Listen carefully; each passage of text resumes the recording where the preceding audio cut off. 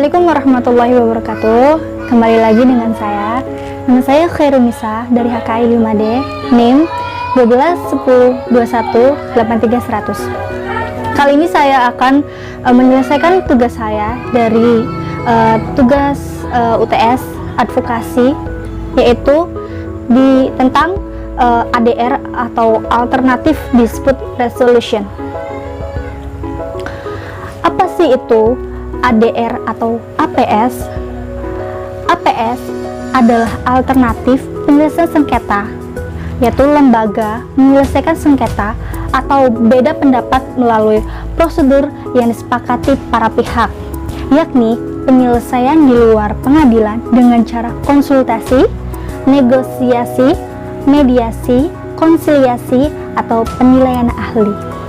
Dalam pasal 1 ayat 10 Undang-Undang Nomor 30 Tahun 1999. Apa sih tujuan ADR atau APS ini?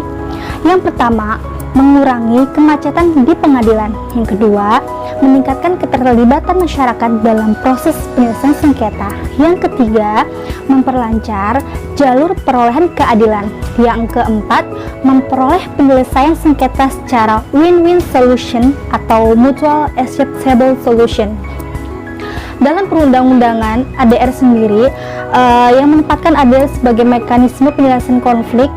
Contohnya adalah di Undang-Undang Nomor 30 Tahun 1999 tentang arbitrase dan alternatif penyelesaian sengketa. Kemudian Undang-Undang Nomor 7 Tahun 2012 tentang penanganan konflik sosial. Yang kemudian Undang-Undang Nomor 32 Tahun 2009 tentang perlindungan dan pengelolaan lingkungan hidup dalam pasal 85 dan pasal 86.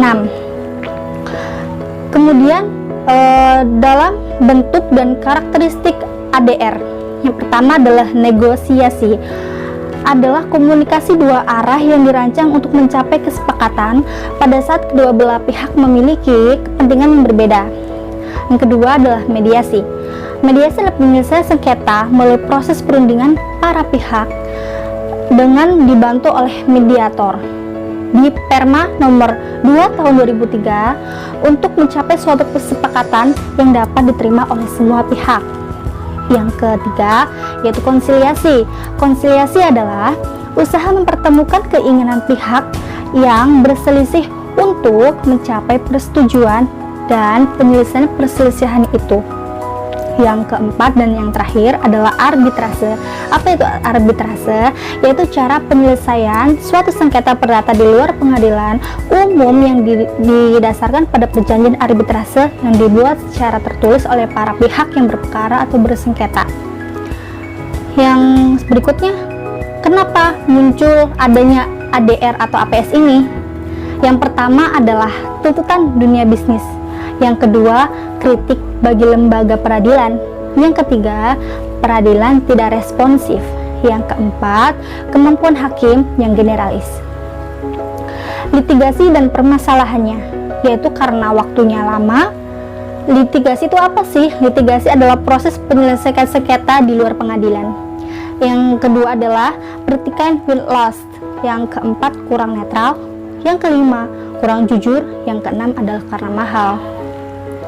Non-litigasi, keuntungan dan karakteristik ADR dan APS ini apa aja? Yang pertama adalah hubungan baik, sukarela, sesuai kebutuhan, rahasia, terus netral, non-judicial, terus cepat dan murah. Dan itu adalah beberapa ketentuan dalam ADR atau APS. Saya akan menjabarkan sedikit mengenai bentuk ADR APS yang dirangkum dalam beberapa makalah saya. Yang pertama itu adalah konsultasi. Biar jelas, ADR ada beberapa, itu 4 tadi. Yang pertama itu tentang konsultasinya. Konsultasi itu apa sih? Suatu tindakan yang bersifat personal antara suatu pihak tertentu atau klien dengan pihak lain yang merupakan pihak konsultan, di mana pihak konsultan memberikan pendapatnya kepada klien sesuai dengan keperluan kebutuhan kliennya.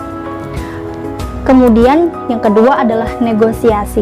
Apa itu negosiasi? Negosiasi itu adalah sebagai cara atau sarana bagi pihak yang bersengketa untuk mendiskusikan penyelesaiannya tanpa keterlibatan pihak ketiga sebagai penengah, sehingga tidak ada prosedur baku, akan tetapi prosedur dan mekanismenya diserahkan kepada kesepakatan para pihak yang bersengketa tersebut. Yang kemudian adalah konsiliasi. Konsiliasi itu adalah penyelesaian sengketa dengan interferensi pihak ketiga atau konsiliator, di mana konsiliator lebih bersifat aktif dengan mengambil inisiatif penyusun dan merumuskan langkah-langkah penyelesaiannya yang selanjutnya ditawarkan kepada para pihak yang bersengketa. Jika pihak yang bersengketa tidak mampu merumuskan suatu kesepakatan, maka pihak ketiga mengajukan usulan jalan keluar dari sengketa.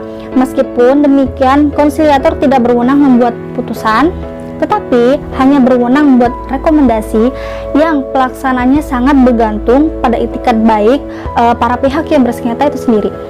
Yang keempat yaitu mediasi, itu penyelesaian sengketa dengan dibantu oleh pihak ketiga atau mediator yang netral atau tidak memihak.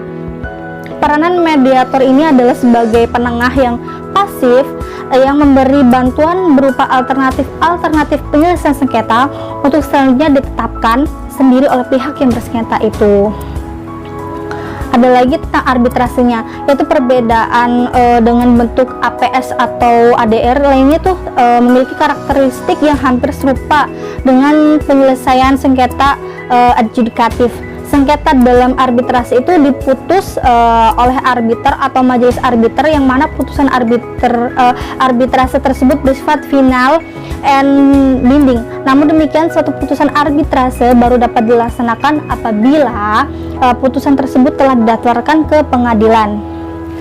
Sekian dari presentasi saya, kurang lebihnya mohon maaf bila ada kesalahan diksi, ada salah penyampaian, ada yang kurang tepat dan sebagainya. Saya sebagai manusia memiliki salah dan dosanya sendiri. Terima kasih. Assalamualaikum warahmatullahi wabarakatuh.